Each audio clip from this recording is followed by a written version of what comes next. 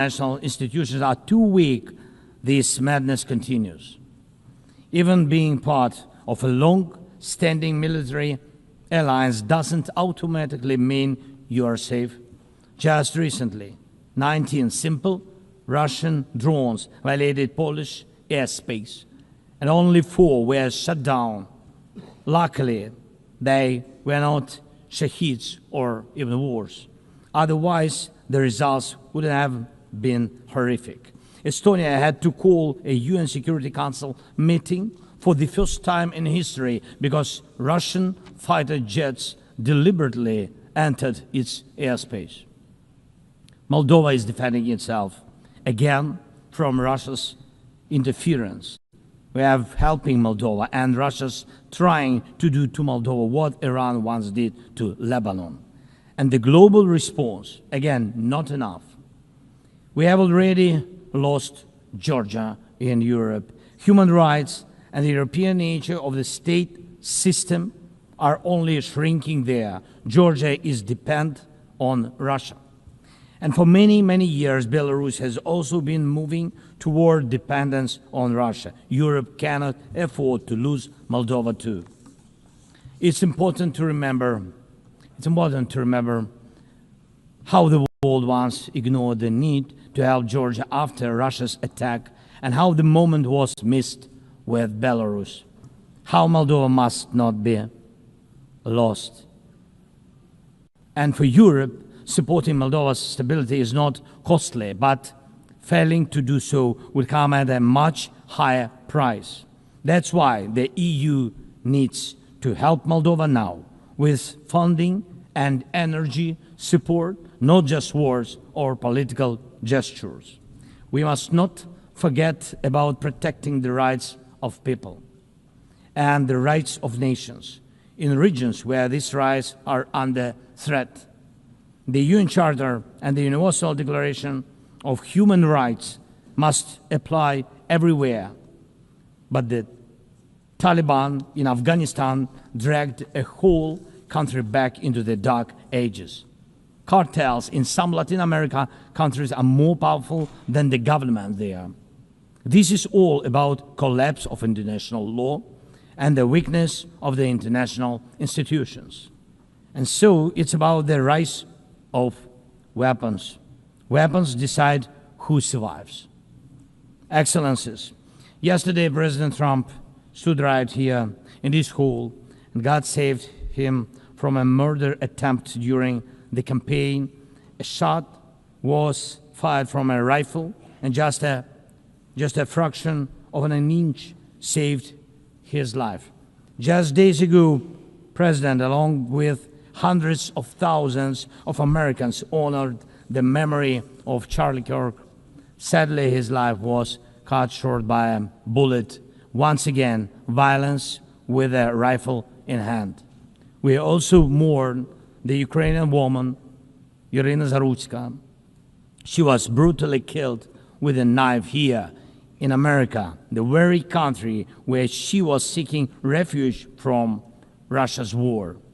And almost every day when we open the news, we see headlines about violent attacks happening all around the world. Most of it is done with weapons. People are already used to, but weapons are evolving faster than our ability to defend ourselves.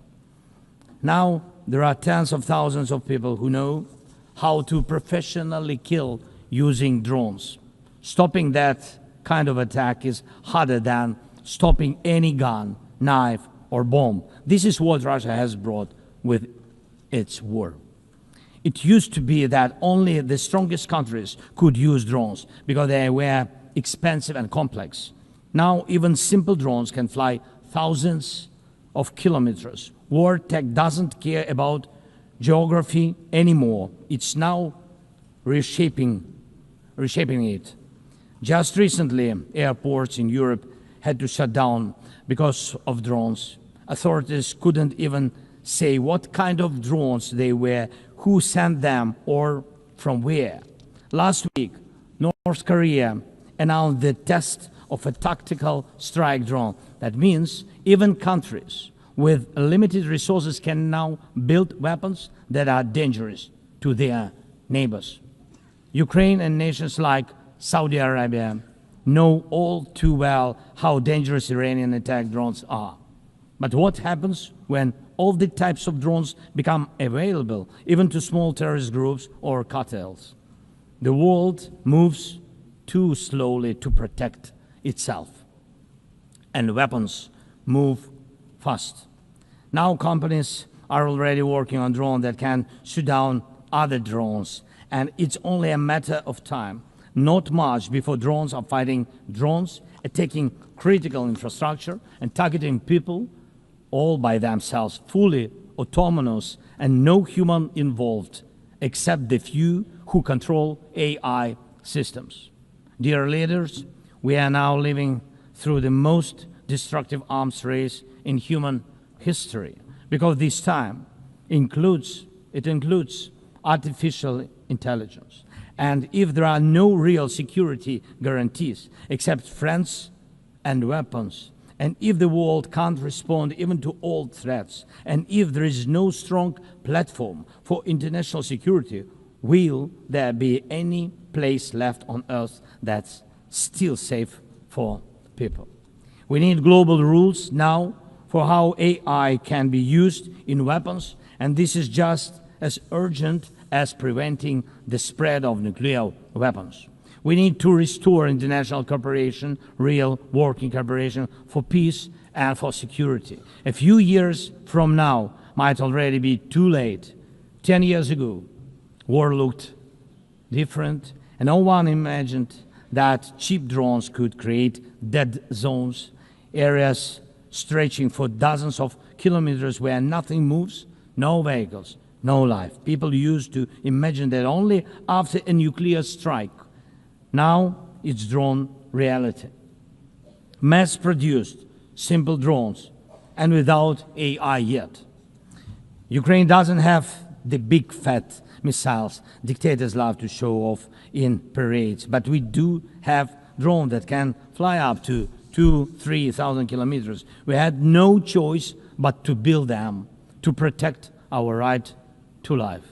Control over the sea used to depend on having a big navy. Ukraine doesn't have a big fleet, but we succeeded. In the Black Sea, we pushed what's left of the Russian navy into remote base. And we did it with sea drones. That's how we protect our ports and maritime trade routes, because Russia has left us no other choice.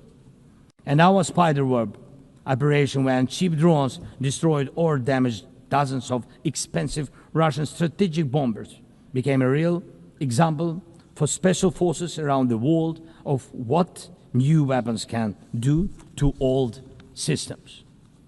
These very Russian bombers attacked our cities. And none of this would have happened if Putin had not started this full-scale aggression, full-scale war. And every year that this war goes on, weapons become even more deadly. And only Russia deserves to be blamed for this.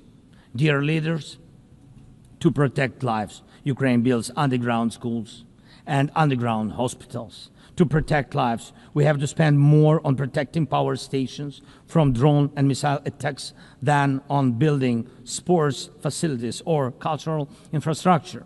Ukrainian farmers are learning how to protect their equipment from Russia's FPV drone strikes, and for them that challenge is far greater than climate change. Russia's war has put us in this situation, but do you have protection against similar threats? The facts are simple. Stopping this war now, and with it, the global arms race, is cheaper than building underground kindergartens or massive bunkers for critical infrastructure later. Stopping Putin now is cheaper than trying to protect every port and every ship from terrorists with sea drones. Stopping Russia now is cheaper than wondering who will be the first to create a simple drone carrying a nuclear warhead.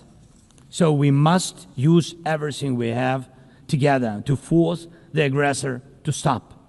And only then do we have a real chance that this arms race will not end in catastrophe for all of us. If it takes weapons to do it, if it takes pressure on Russia, then it must be done. And it must be done now. Otherwise, Putin will keep driving the war forward wider and deeper. And we told you before, Ukraine is only the first, and now Russian drones are already flying across Europe, and Russian operations are already spreading across countries, and Putin wants to continue this war by expanding it, and no one can feel safe right now. So first, we are now building a new security architecture for ourselves. More than 30 countries are already part of our coalition, and we are strengthening army, launching joint weapons production with partners, and defining financial commitments for defense in a way that could become a security model for any other nation. If security guarantees work for Ukraine, something more than just friends and weapons, it will mean that people were able to make national security not a privilege for a few nations, but a right for everyone. Second, we are ready to make our modern weapons become your modern security, your modern weapon. And we have decided to open up arms exports. And these are powerful systems tested in a real war when every international institution failed. And we are also ready to grow our defense production together with strong partners so that their protection is modern and reliable. You don't need to start this race from scratch. We're ready to share what has already proven itself in real defense. And third, many in the world are still relaxed. Still.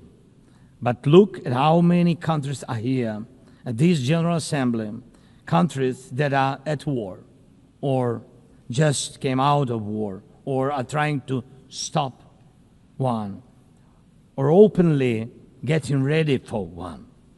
War has already reached too many people to pretend it has nothing to do with you.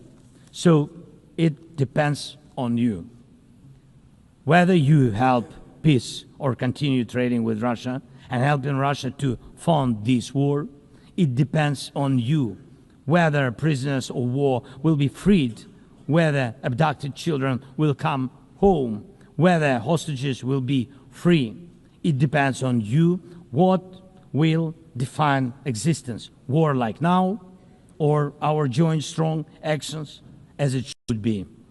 Yesterday we had a good meeting with President Trump, and I also spoke with many other strong leaders, and together we can change a lot. Of course, we are doing everything to make sure Europe truly helps. And of course, we count on the United States. I appreciate the support we are receiving. Yes, much depends on the G7 and G20, but in the end, peace depends on all of us, on the United Nations.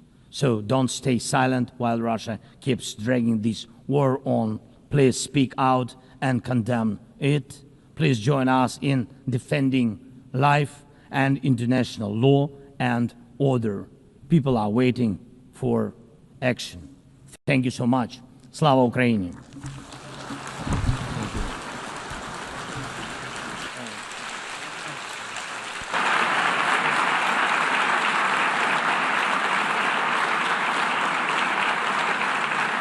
Au nom de l'Assemblée générale. On behalf of the General Assembly, I wish to thank the President of Ukraine. The Assembly will hear an address by His Serene Highness, Prince Albert II, Sovereign Prince of Monaco. I request protocol to escort His Serene Highness and invite him to address the Assembly.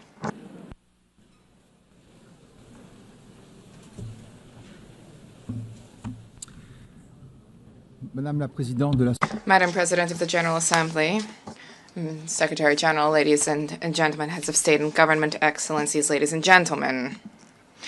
80 years ago, the creation of the United Nations marked a decisive turning point in contemporary history in international relations, offering each state a forum for dialogue and exchange. The ambition of the founders was clear and bold. All nations, large and small, need to be able to participate on equal footing in crafting collective solutions, equality, respect, dialogue. This is the heart of the multilateral spirit and underpinning the values where Monaco found its place with the concert of nations.